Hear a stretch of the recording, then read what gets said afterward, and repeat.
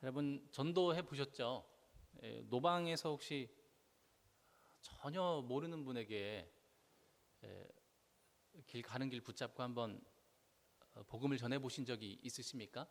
웬만하면 다들 적어도 한 번은 다 있으셨을 거예요. 또 그때 여러분의 말에 잘 귀 기울여 듣는 분들이 혹시 얼마나 있었습니까? 아니면 단번에 거절당하거나 입도 한번 떼지 못하고 예수의 옛자도 이응이 맞춰 나오기도 전에 그냥 떠나버린 경험이 훨씬 더 많았습니까? 사실 후자의 경험이 우리가 사실 훨씬 더 많습니다. 복음을 전할 기회가 있을 때 우리는 정말 진심을 다해서 전하는데, 그래서 생명보다 귀한 것으로 예수 그리스도의 대속의 사건과 그 필요성과 하나님의 지극히 그 놀라운 사랑에 대해서, 그 계획하심과 그 행하심에 대해서 우리는 정말 진지하고 간절하게 얘기하지만, 우리가 전도 현장에서 많이 경험하는 것은 대부분 거절입니다. 이렇게 놀랍고 감동적인, 그러면서도 논리정연하고 정말 일어난 실제 사건을 우리는 얘기하지만 도통 사람들이 믿으려고 하지 않습니다. 아예 들으려고도 하지 않을 때가 많습니다. 세상은 왜 이렇게 복음을 제대로 들어보기도 전에 쉽게 거절할까요? 간혹 인내심 있는 몇몇 분들을 만나기도 하는데, 사실 그분들이 우리의 말을 듣고 있는 것은 우리가 너무나도 열성적으로 따라 붙기 때문에 예의상 들어주고 있을 때도 참 많은 것 같습니다. 아니면 조금 모난 분들은, 아니면 뭔가 반박할 만한 이야기들이 가득한 분들은 우리의 말이 끝나기가 급하게 반대하는 반론들을 제기하는 분들도 꽤 있습니다. 사람들이 왜 복음을 거절할까요, 여러분? 사실 세상이 복음을 거절하는 이유는 그렇게 대단한 것은 아닌 것 같습니다. 세상이 복음을 거절하는 이유를 좀 말하기 전에 먼저 생각할 만한 것이 있습니다. 그것은 오늘날 세상이 복음을 거절하는 것은 새삼스러운 일이 아니라는 것입니다. 요즘 지난번에도 한번 말씀드린 적 있지만, 소위 본인을 지식인, 교양 있는 사람이라고 생각하는 사람들은 종교를 가진 사람을 무식한 사람, 옛날 사람이라고 생각합니다. 계몽된 현대인이기 때문에 나는 종교를 가지지 않는다, 특히나 기독교인은 되지 않는다라고 말하는 사람이 많습니다. 요즘 같은 과학시대에 아직도 신을 믿는다니, 언젠가는 당신도 눈 뜨길 바랍니다 하고 오히려 우리가 그분에게 전도를 당할 때가 많습니다. 이런 사람들은 오히려 복음을 전하는 우리를 애처롭게 봅니다. 혹은 경멸하기도 합니다. 그러나 사실 복음을 거절하는 일은 그런 사람들이 말하는 것처럼 지식 수준 혹은 문명의 발달 정도에 따라 달리 일어나는 것이 아닙니다. 불신앙은 시대와 상관없이 예수님이 사셨던 1세기 유대인들이나 오늘의 사람들이나 그 이유는 사실 같은 것입니다. 본질상 결국은 감정의 문제입니다. 요즘처럼 미디어가 발달한 시대에는 그걸 더 쉽게 확인할 수가 있어요. 여러분 혹시 유튜브 같은 데서 무신론자하고 기독교 신학자하고 서로 점잖게 토론하는 영상들 혹시 보신 적 있습니까? 보시면 되게 지식인들이 점잖게 대화를 합니다. 그래서 서로 존중하는 방식으로 대화를 하기 때문에 싸움은 나지 않는데, 그 이야기가 좀처럼 좁혀지지는 않습니다. 결국 어떻게 되냐면 둘 다 쭉 평행선을 긋고 가다가 결국에는 어디에 도달하게 되냐면, 만물의 근원에 대해서는 그 누구도 증거를 가지고 있지 않다는 것입니다. 그리고 무신론자들은 만물의 근원에 대해서 말하지 못합니다. 최초의 물질, 최초의 에너지가 뭐냐? 그것은 우리는 그분을 인격화해서 그분을 하나님이다라고 얘기하지만 그들은 결코 인정하지 않죠. 끝까지 무신론적인 관점에서 유물론만 얘기합니다. 뭐 어떤 물질이 있는 것이다. 그리고 또 하나 그들이 다 같이 도달하는 것이 또 하나 있는데, 인간이 아무리 종교성을 거절한다고 해도 사실상 인간이 본질적으로 그 종교적인 성품, 종교를 가지고 싶어하고 신에 대해서 의존하고 싶어하는 그 상태가 모든 사람에게 있다는 것입니다. 심지어 무신론을 외치고 있는 자기 자신조차도 그런 경향성이 있다는 것을 인정합니다. 자, 그러나 결국은 어떻게 되냐면, 결국은 무신론은 하나님이 아니라 우연이라는 것을 선택하게 되고, 계속 인간이 가진 본연의 종교성을 거절하고 나는 거기서부터 벗어나겠다, 그런 사람이 되려고 노력하겠다라고 말합니다. 결론에 이르기까지 매우 많은 지식들, 학문들을 주고받고 각각의 어떤 근거들, 역사적 자료들을 막 들이대지만 결국 마지막은 이 무신론자가 하는 말은 나는 그래도 신을 인정하기 싫다는 겁니다. 여서 이성적인 문제가 아니라 결국에는 감정의 문제입니다. 나는 그걸 선택하고 싶지 않다는 것입니다. 오늘 본문에서 그것이 정확히 드러납니다. 사도들이 복음을 전하자 사도들을 붙잡아 구금하고 신문하고 겁박하기 위해서 모인 이 사람들, 사두개인과 바리새인들은 사실 서로 반목하던 사이였습니다. 근데 복음을 반대하기 위해서 이 두 집단이 서로 연합하고 있습니다. 이들이 함께 모여 복음을 거절하고 있는 이유가 무엇일까요? 이 복음을 전하는 자를 탄압하는 이유가 무엇입니까? 오늘 4장 2절을 보시면 이렇게 나오고 있습니다. 예수 안에 죽은 자의 부활이 있다고 백성을 가르치고 전함을 뭐 한다고요? 싫어한다고 얘기하고 있습니다. 싫은 거예요. 다른 이유가 없습니다. 그게 싫은 겁니다. 이들이 서로 반목했었다가 복음에 대하여는 하나 되어서 거절하고 핍박하던 이유가 결국 어떤 합리적인 것, 이성적인 이유가 있는 것이 아닙니다. 사도들이 예수의 부활에 대해서 전파하는 것을 싫어했다고 합니다. 이게 나한테 불리하기 때문입니다. 예수님이 부활했다는 것은 그가 단순히 실패한 사람이 아니라는 뜻이거든요. 내가 죽인, 우리가 함께 도모하여 죽인 그 예수가 사실 그냥 사람이 아니었나 보다 라고 하는 증거가 되거든요. 하나님의 아들이시다, 메시아시다, 그리스도시다라고 하는 말을 입증하는 증거가 될 것 같습니다. 근데 만약에 정상적인 태도라면 예수가 내가 죽였어. 근데 내가 죽인 그 예수가 살아냈대요. 그러면 마땅한 반응이 뭡니까? 내가 잘못했구나 라고 하는 것이 마땅한 반응인데, 그것을 그 마음을 꺾지 않고 처음 가졌던 그 마음을 계속 붙잡는 겁니다. 그 고집을 내려놓지 않고 그럴 리가 없다고 얘기합니다. 그런 말 하지 마라고 얘기합니다. 싫은 겁니다. 특별한 이유가 있지 않습니다. 그들이 죽였던 예수님이 부활했다는 사실을 인정할 수가 없습니다. 여기서 싫어하여라고 번역된 디아포네오마이라고 하는 이 단어는 그냥 단순히 싫다 정도가 아니에요. 마음 깊은 곳에서부터 심히 경노하고 분해하고 괴로워한다는 뜻입니다.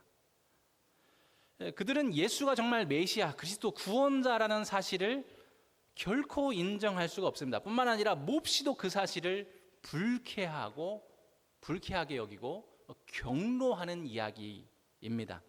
그런데 사실 이것은 모든 사람이, 그들뿐만 아니라 모든 사람이 처음 복음과 맞닥뜨렸을 때 겪게 되는 것입니다. 마음 깊은 곳에서부터 불쾌하고 불편하고 혹은 격분하게 되는 것은 모두가 다 겪는 것입니다. 복음은 왜 그러냐? 복음은 먼저 죄인된 우리의 죄를 지적하기 때문에 그렇습니다. 우리를 죄인이라고 정죄하기 때문에 그렇습니다. 단 한 사람도 구원에 이르는 믿음에 이를 때에 회개하지 않는 믿음은 불가능합니다. 모든 사람이 믿을 때 다 회개하게 되어 있습니다. 회개하지 않은 믿음은 불가능합니다. 그러니까 예수가 누구이시고 내가 누구인지를 정확하게 인식하게 될 때에 십자가 앞에 고꾸러뜨려지지 않는 자는 없습니다. 사도 베드로가 2장부터 4장에 이르기까지 전하는 이 복음을 한번 보십시오. 그가 뭐라고 얘기하는가? 사도행전 2장에서 23절과 24절입니다. 그가 하나님께서 정하신 뜻과 미리 아신 대로 내준 바 되었거늘 너희가 법 없는 자들의 손을 빌려 못 박아 죽였으나 하나님께서 그를 사망의 고통에서 풀어 살리셨으니 이는 그가 사망에 매여 있을 수 없었음이라. 먼저 중죄하고 시작합니다. 3장에서도 14절과 15절에 너희가 거룩하고 의로운 일을 거부하고 도리어 살인한 사람을 놓아주기를 구하여 생명의 주를 죽였도다. 그러나 하나님이 죽은 자 가운데서 그를 살리셨으니 우리가 이 일의 증인이라. 4장 10절에서도 너희가 모든 이스라엘 백성을 알라. 너희 모든 이스라엘 백성들은 알라.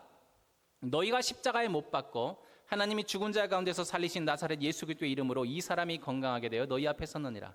정리해서 너희가 십자가에 죽인 예수가 바로 메시아시다. 너희가 그를 죽였다. 네가 예수 그리스도를 죽였다라고 말합니다. 그러나 하나님은 그를 다시 살리셨다.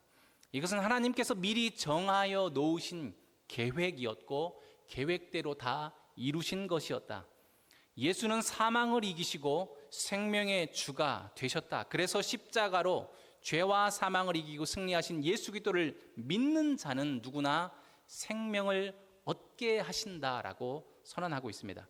요약하면 예수 그리스도의 십자가 죽음이 우리에게 생명이 되었다는 것입니다. 사도들이 전한 복음의 핵심은 대속의 십자가입니다.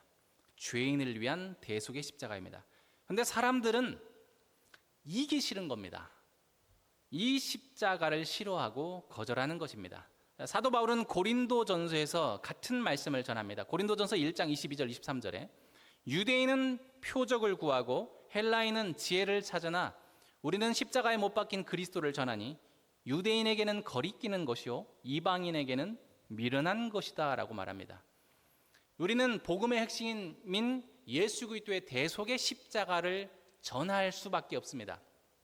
그러나 그 대속의 십자가를 유대인들에게는 거리끼는 것이 되고 또 헬라인에게는 매우 미련한 것이라고 여겨지게 됩니다. 바울이 십자가 복음을 전할 때 그것을 거절하는 유대인들은 본인들이 납득할 만한 당신 말이 참 논리정연하긴 하지만 그 말을 믿을 수 있는 어떤 표적을 보여주십시오라고 얘기합니다. 예수님 때도 항상 예수님께 유대인들이 말했던 바가 그 표적입니다. 근데 헬라인은 납득할 만한 지혜를 구하고 있습니다. 그 부분은 좀 이해가 안 되는데 이 부분은 좀 합리적이지 않은데 라고 말하는 겁니다. 어떤 그럴듯한 이유나 조건들을 부딪히는 것 같습니다. 거절하는 이유로. 그러나 실상 23절을 보면 예수 그리스도의 대속의 십자가가 거리껴지는 것이고 또 헬라인의 입장에서는 미련한 것입니다.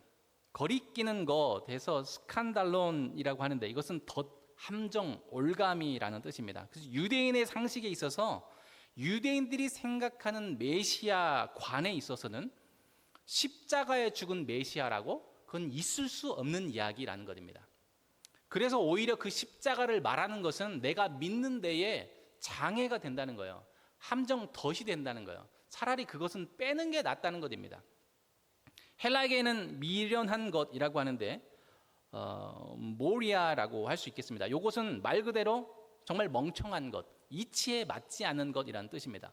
복음을 거절하는 특별한 이유가 있는 것처럼 표적과 어떤 지혜 등을 구하지만 실상 하나님이 구원하시는 방식, 하나님이 당신의 백성을 구원하는 그 십자가 대속의 방식이 싫다는 겁니다.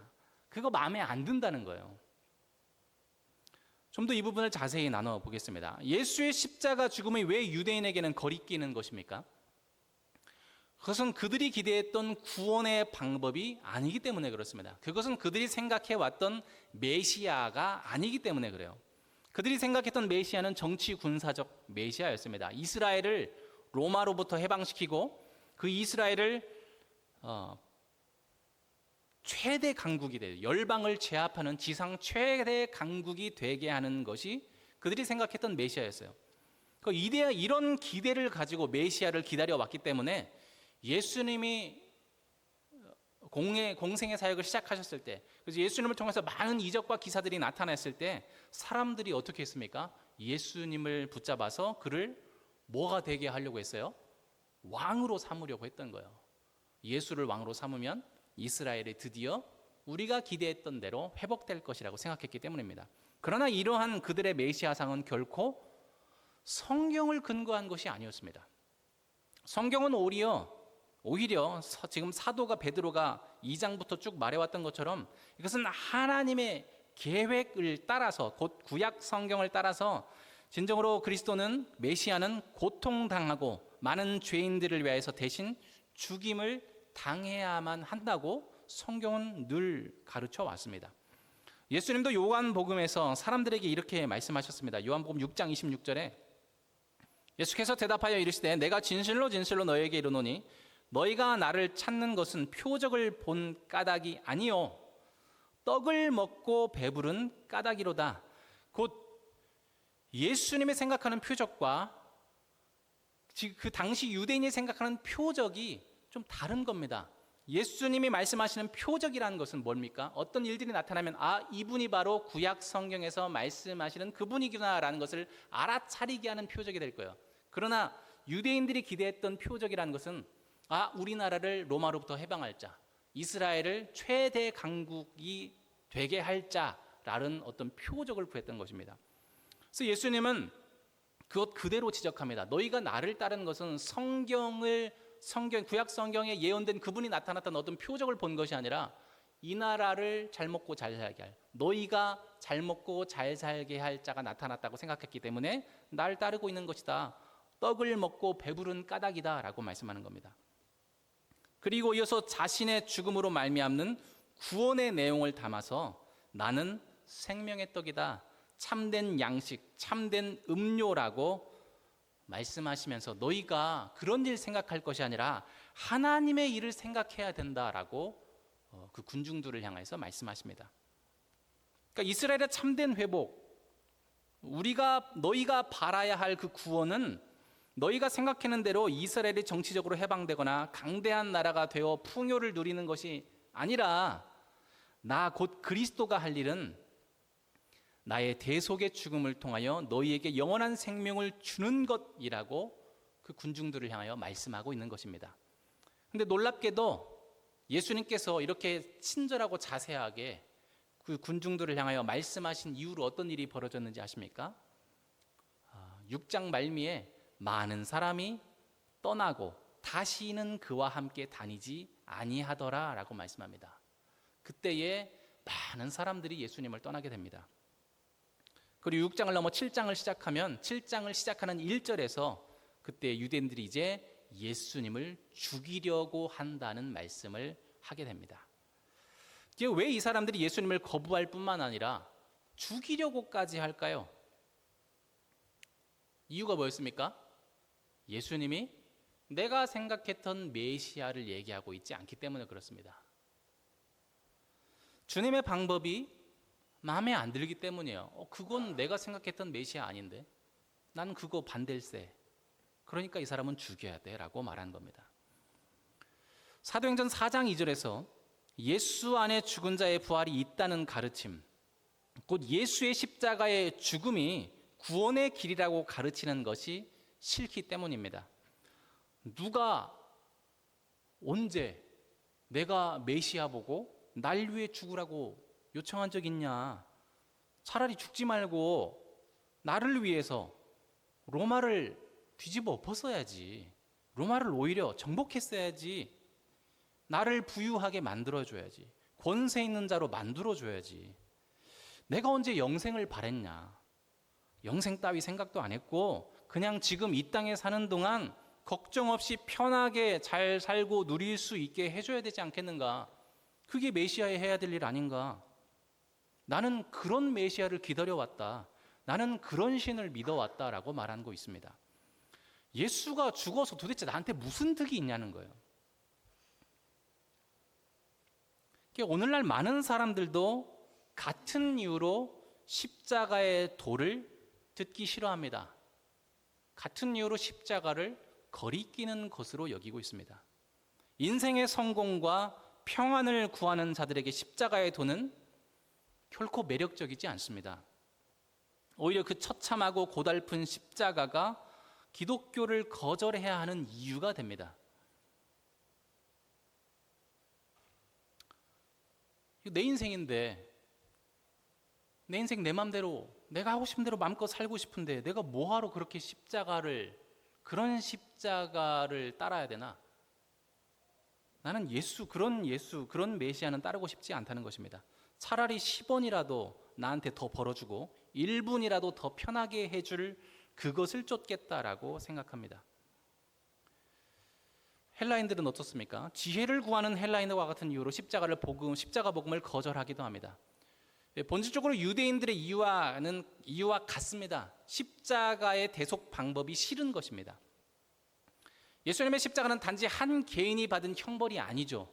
모든 택하신 자기 백성들의 죄에 대한 대속을 위함이었습니다. 그런데 사람들은 이 대속의 방식에 대해서 이의를 제기합니다. 혹시 여러분 고등학교 때 저는 이런 적이 있는데, 자율학습 시간을 꼭 11시 혹은 12시 막 이럴 때까지 시켰잖아요. 그럼 꼭 이제 선생님이, 그 야자 담당하는 선생님이 반장을 세워서 조용히 시켜라, 애들 떠들게 하면 너 혼날 줄 알아 하고 반장한테 책임을 맡기고 본인은 어디로 사라지십니다. 이제 애들이 떠들죠. 그럼 반장이 야 조용히 좀 해, 안 그러면 나 혼나, 얘들아 제발 조용히 하자. 그런 애들이 어떻게 반장 말을 듣습니까? 이제 우습게 알죠. 그렇게 한참 떠들다가 이제 드디어 선생님 슬리퍼 소리가 나면 갑자기 조용해집니다. 그러나 선생님이 떠든 걸 모르지 않죠. 뭐야 반장 나와. 그러면 이제 반장이 대신 몇 대 맞습니다. 그런 일들 몇 번 있었던 것 같아요. 이 선생님 행동을 한번 판단해 보시죠. 여러분 어떻습니까? 이게 정당합니까? 정당하게 안 느껴지잖아요. 어떻게 다수의 죄를 아무 죄 없는 한 사람에게 뒤집어 씌워서 저 사람을 처벌하냐는 거예요. 매우 부당한 일이다 라고 여겨지는 게 상식입니다. 지금 헬라 사람들이 예수의 대속의 십자가에 대해서 멍청한 것이다 라고 말하는 이유가, 그 십자가의 도를 전하는 복음 전도자가 십자가를 얘기하는 것은 멍청한 것이다 라고 말하는 이유가 여기 있습니다. 아니 그게 맞는 말도 아닌 것 같은데 왜 그걸 굳이 얘기하냐는 거예요. 모든 자기 백성의 죄를 대신하여서 성자이신 예수가 모든 백성의 죄를 뒤집어 쓰고 십자가에 처벌받은 사건, 이것에 대해서 의의를 제기하는 것입니다. 그런 잔인한 하나님은, 그런 신은 우리가 신앙할 대상이 될 수 없다고 판단하는 것입니다. 용서할 거면 아싸라게 그냥 용서할 것이지 왜 그런 짓을 하지? 그러나 이런 반문을 갖는 것은, 인간이 그런 하나님의 방식에 대해서 의문을 갖는 것은 인간이 자기 자신의 위치와 분수를 모르기 때문입니다. 무지와 교만으로부터 나오는 반문입니다.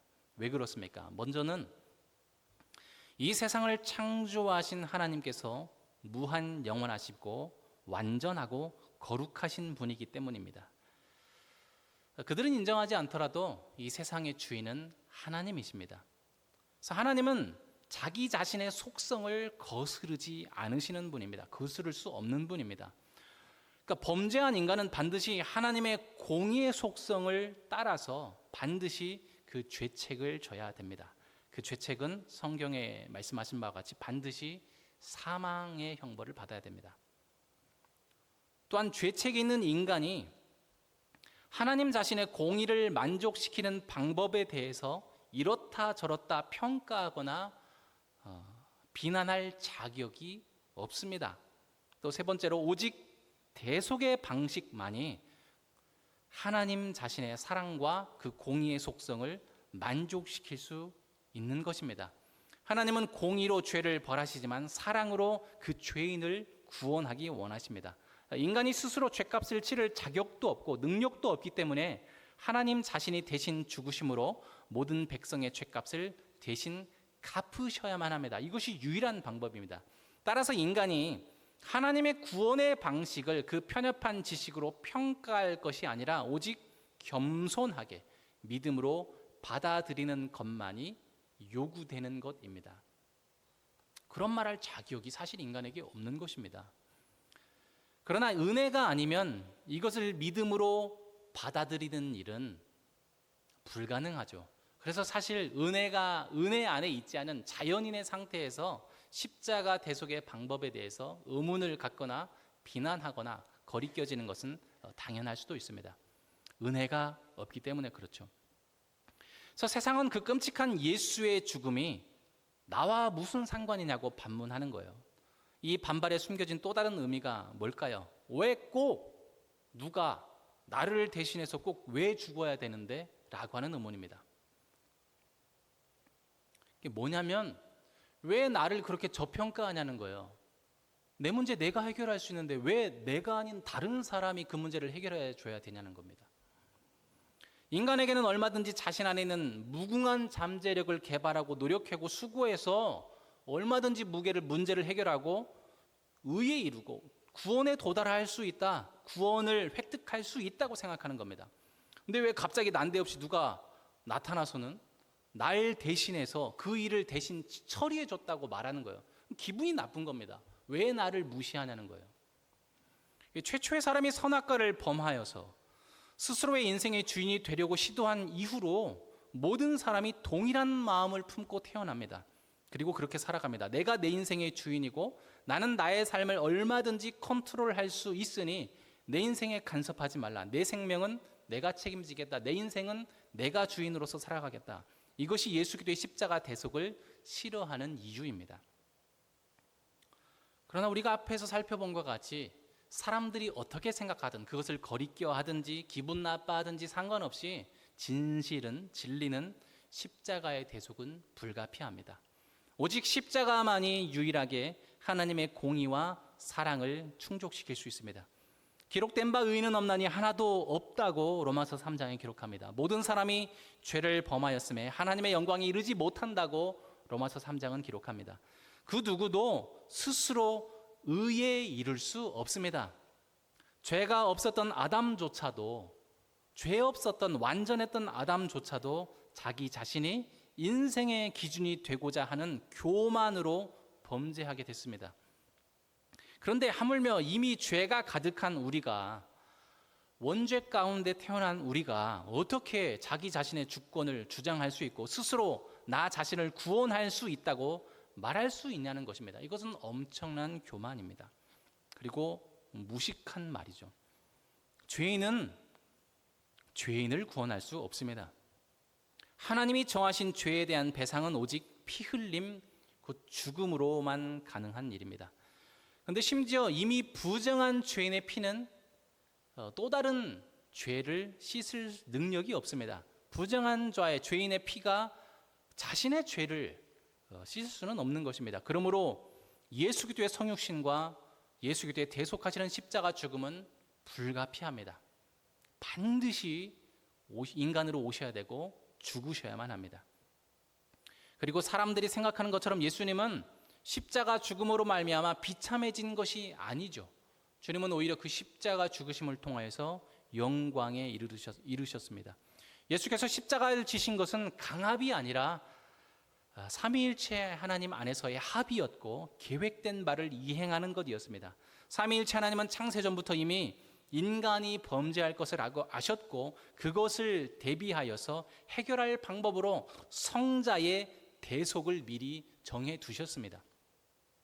또한 예수님은 그저 죄값을 치르는 데 그친 것이 아닙니다. 주님은 부활하셔서 죄와 사망을 이기셨음을 증명하셨고 만유의 주가 되셨습니다. 곧 모든 생명이 곧 예수 그리스도께 속하였다. 예수가 곧 생명의 주이심을 밝히셨습니다. 그래서 예수 그리스도를 말미암지 않고는 그 누구도 영원한 생명에 이를 수 없는 것입니다. 그러므로 사도행전 4장 12절에서 오늘 읽은 우리 4장 12절에서 이렇게 말씀합니다. 다른 이로서는 구원을 받을 수 없나니 천하 사람 중에 구원을 받을 만한 다른 이름을 우리에게 주신 일이 없도다라고 사도는 담대하게 말할 수 있는 것입니다. 세상이 지혜를 구한다 말하지만 정작 우리가 지혜를 말하기 시작할 때, 진리를 말하기 시작하면 그들은 듣지 않으려 하고 조소하거나 격분하기도 합니다. 세상이 십자가 복음을 싫어하고 거절하는 이유를 한번 생각해 봤습니다. 자, 그러면 어쩌자는 걸까요? 정말 싫어하는구나. 전도하기 정말 어렵구나 라는 얘기를 하자는 겁니까? 아닙니다. 오히려 그 반대입니다. 세상이 십자가 복음을 거리끼는 것, 멍청한 것이라고 생각한다고 해서 그것이 우리가 복음을 전하는 데에 그것을 가로막는 어떤 하등의 이유가 되지 않는다는 이야기를 하는 겁니다. 왜냐하면 그것은 이미 복음을 거절하는 세상의 반응은 이미 아담이 범죄한 때로부터 인류 역사 속에서 당연하게 나타나는 일이었기 때문에 그렇습니다. 매우 당연하고 비일비재한 일이 그것이기 때문에 그렇습니다. 그러니까 누가 우리가 복음을 전했을 때 그걸 거절한다고 이상하게 생각할 일이 아니라는 거예요. 오히려 듣는 자가 있으면 그게 이상한 일인 거예요. 하나님의 은혜가 없는 여전히 사망 가운데 있는 자연인 상태에서 그들이 생명되는 진리의 말씀을 듣고 나올 수 있는 방법이 전혀 없기 때문에 그렇습니다. 그들에게는 들을 수 있는 귀가 없기 때문에 그렇습니다. 은혜가 없으면 결코 반응할 수 없습니다. 그러므로 여러분, 전도는 그냥 하는 것입니다.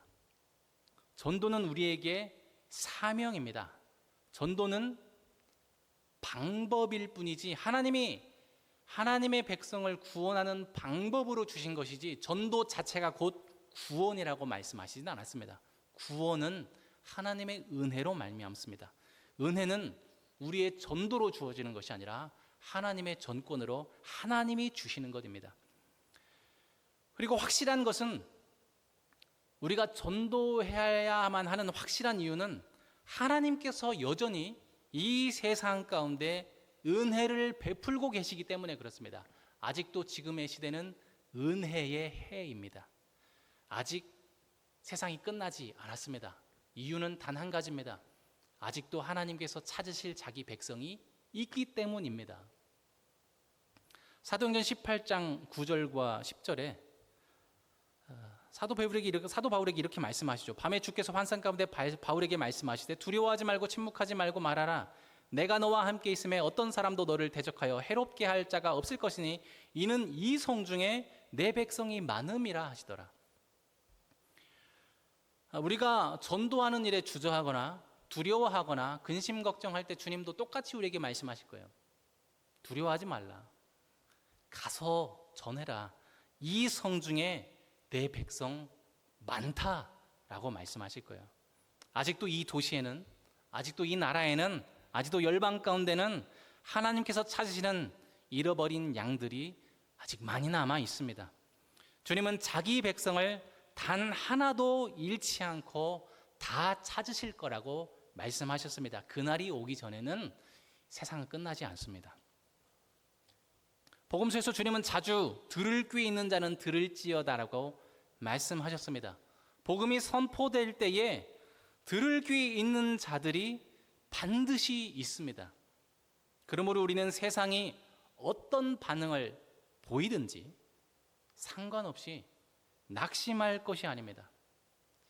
잃은 양을 찾으시는 주님의 마음을 가지고 오로지 선포하는 자가 되어야 될 것입니다. 우리가 복음을 전하지 못할 이유는 아무것도 없습니다.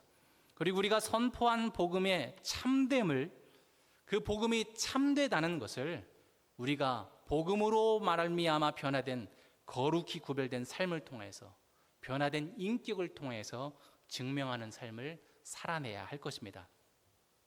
은혜의 십자가 복음을 받으신 우리 복되신 평안교회 성도 여러분, 오늘 밤 우리가 이러한 각오로 다시 한번 우리의 마음을 새롭게 할 수 있기를 바랍니다. 우리가 다시 한번 사도행전 4장 12절 말씀을 한 목소리로 다시 한번 더 읽겠습니다. 같이 읽습니다. 시작. 다른 이로서는 구원을 받을 수 없나니 천하 사람 중에 구원을 받을 만한 다른 이름을 우리에게 주신 일이 없음이라 하였더라. 아멘. 초대교회 성도들은 이 말씀에 대한 확신으로 어떠한 환난과 어떠한 핍박이 있더라도 자기의 생명을 아끼지 않고 예수 그리스도의 부활을 전하였습니다.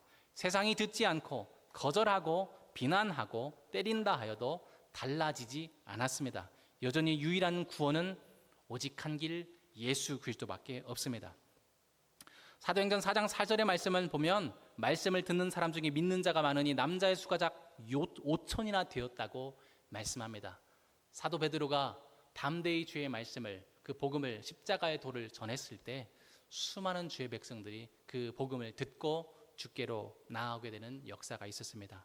우리는 이렇게 큰 역사를 바라지는 않을 수 있지만 우리도 담대하게 나아가서 예수 그리스도의 십자가의 도를, 그 복음을 전할 때에 분명 반드시 거기에는 누군가 들을 귀 있는 자가 있어서 그 복음에 반응하여서 주께로 돌아오게 되는, 주께서 되찾은 바 되는 놀라운 새 생명을 얻은 양이 될 줄로 믿습니다. 그런 마음을 가지고 우리가 주님의 마음을 품고 복음을 전하는 전도자가 되기로 다시 한번 결단하는 이 밤이 되었으면 좋겠습니다.